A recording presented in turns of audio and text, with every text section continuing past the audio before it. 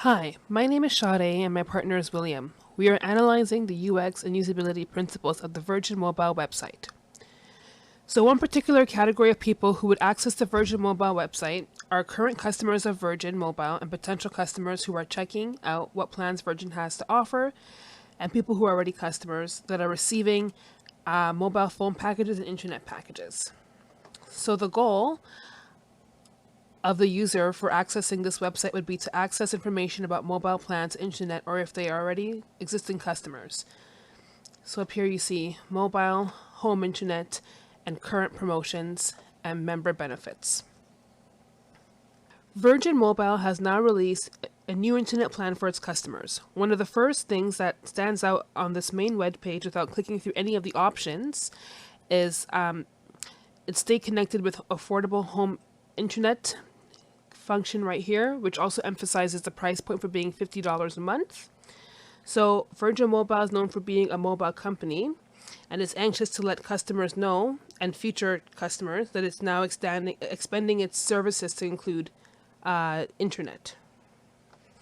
As for the usability of this website, I would say it is very functional as customers are not overloaded with a lot of information at once.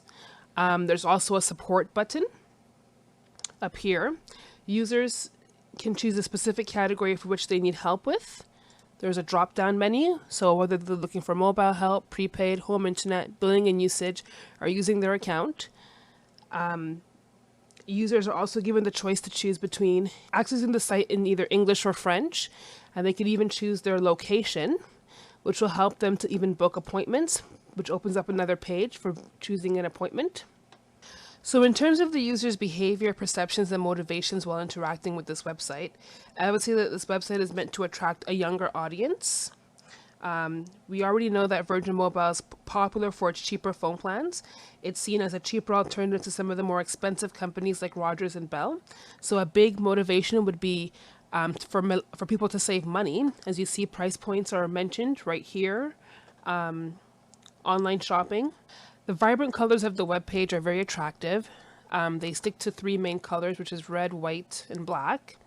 There are pictures of young people on the website interacting with technology. So here you have a young lady holding her phone, young family with their small children, and right here as well. Even the words at the top of the page, right here you see, connecting you to your ticks and talks and everything in between. That's leading to the new app that's rampant amongst the millennials called TikTok.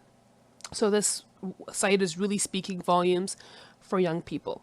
So as for the website's visual design, it's pretty consistent in terms of capitalization, bold font to emphasize important headings, like here and throughout to capture attention. The website uses contour bias on its webpage. So as you can see, the images don't have any sharp edges.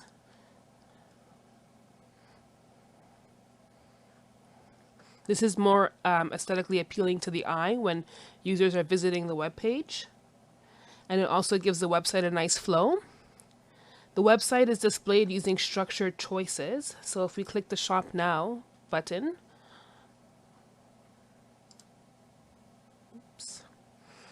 as you can see, choices are displayed very structured. So the cheapest at the top, and then you scroll down, it's all the way to the bottom. It's the most expensive plan. It also tells you how much gigs you're getting and your monthly usage. Users are able to know if a product is available in their community by typing in their address. So this also helps in terms of usability. Users will know right away if the service is in their area or not. If you scroll down to the bottom of the website, you see they have a list of partnerships here that Virgin partners with. This also speaks to young people as well. So you can see The Source, Ardennes, Boathouse, Levion Rose. Those are all retail stores that millennials frequent. So in terms of promoting its hot offers, they talk about online shopping, and I would relate this to an example of having visible goals. So because they want to entice customers to shop online, as you can see, they have it laid out in a structured format. Shopping online and skipping the $40 connection fees, emphasizing free shipping anywhere in Canada. emphasizing speedy delivery in 2 business days. So when clicking through their shopping online option, the benefits of shopping online are adequately displayed in chronological order. So when customers read this in this order, it'll also entice them to shop online, and what the benefits are that come with shopping online. Welcome to the second section of this website presentation. For this section, I'm going to be walking through UX principles utilized by the Virgin Mobile website. I'm going to discuss personalization and customization options for the website, and then I'm going to be talking about the use of nudging, as well as the flow and friction of using the website. The first UX principle I want to talk about, and the one that's used clearly the most often on this website, would be progressive disclosure, which is the process of restricting information from the user so that they're only presented with the information they need up front, rather than all the information at once. As you can see on the Virgin Mobile website, you're going to see the phrases like shop now, learn more. They're going to be used a lot throughout this website, and it's basically Virgin Mobile presenting you with this sort of flashy information up front, this enticement of, sign up now to get 3 months, you can watch Picard. But it's not that easy, of course. You're going to have to buy something or spend something. A great example of this would be on the mobile phones page itself.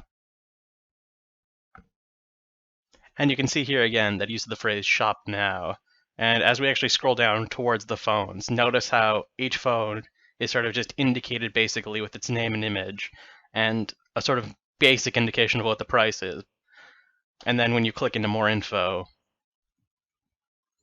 now you get further and further into information. You have color options, memory options, various pricing options that range dramatically, as well as phone plans that you have to attach to those phones to use them.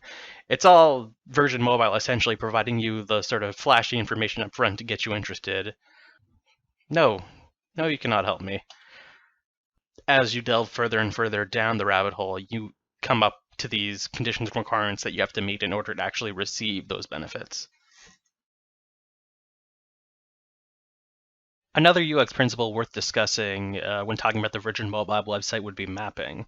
Overall, I think the Virgin Mobile website is mapped fairly well in terms of providing a way for customers to quickly get to what they're interested in.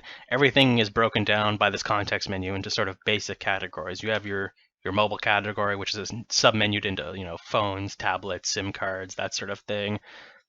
Home internet is just sort of a single tab that provides information regarding Virgin Mobile internet plans. Member benefits are within their own tab. There's a support submenu for mobile and internet in your account.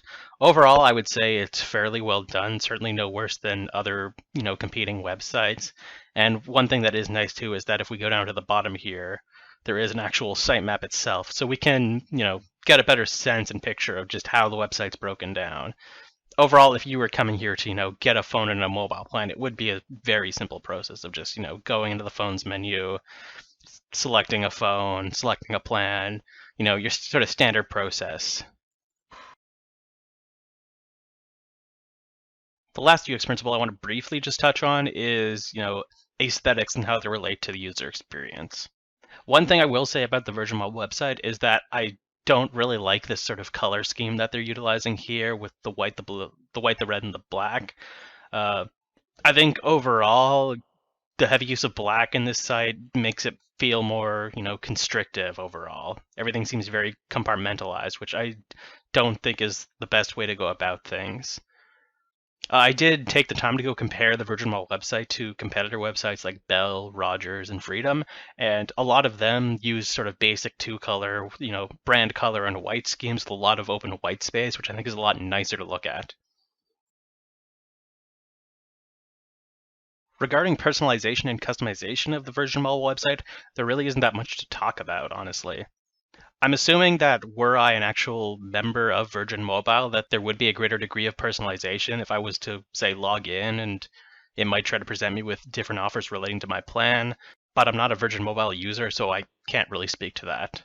Overall, it's just, sort of a grab bag of deals that it throws at you. If it's personalizing it at all, it's doing it in that sort of underhanded way where it's, tracking what I'm looking at on the internet and personalizing it in that way.